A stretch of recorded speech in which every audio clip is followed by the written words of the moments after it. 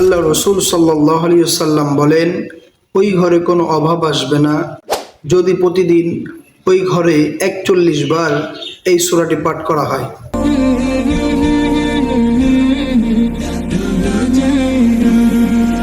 আমরা অনেকেই জানি সূরা ইখলাসের ফজিলত কত। সূরা ইখলাস কোরআন শরীফের একটি অন্যতম সূরা।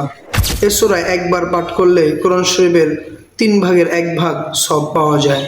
এই সূরা যদি ৩ বার পাঠ করা হয় তাহলে আল্লাহ সুবহানাল্লাহু তাআলা তার আমলনামায় ১ খতম কোরআন শরীফের সওয়াব দিয়ে থাকেন। এই সূরায় রয়েছে অগণিত ফজিলত। এই সূরার ভিতরে রয়েছে আল্লাহর গুণবলী।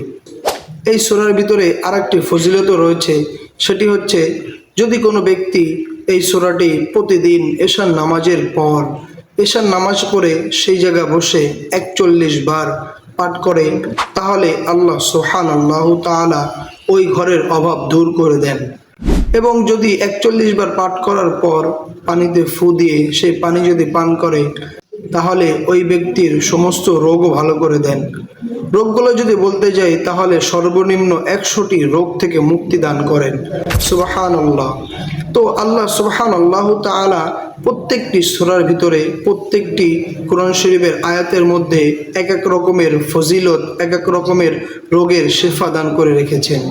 আল্লাহ সুবহানাল্লাহু তাআলা আমাদেরকে প্রতিদিন এশার নামাজের পর ওইখানে বসে ৪১ বার এই সূরাটি পাঠ করার তৌফিক দান করুক। ইনশাআল্লাহ প্রতিদিন যদি এই আমলগুলো করতে পারি তাহলে আমাদের ঘরের অভাব দূর হয়ে যাবে এবং ঘরে শান্তি ফিরে আসবে। আল্লাহ সুবহানাল্লাহু তাআলা আমাদের সকলকে তৌফিক দান করুক। সকলে বলি আমিন।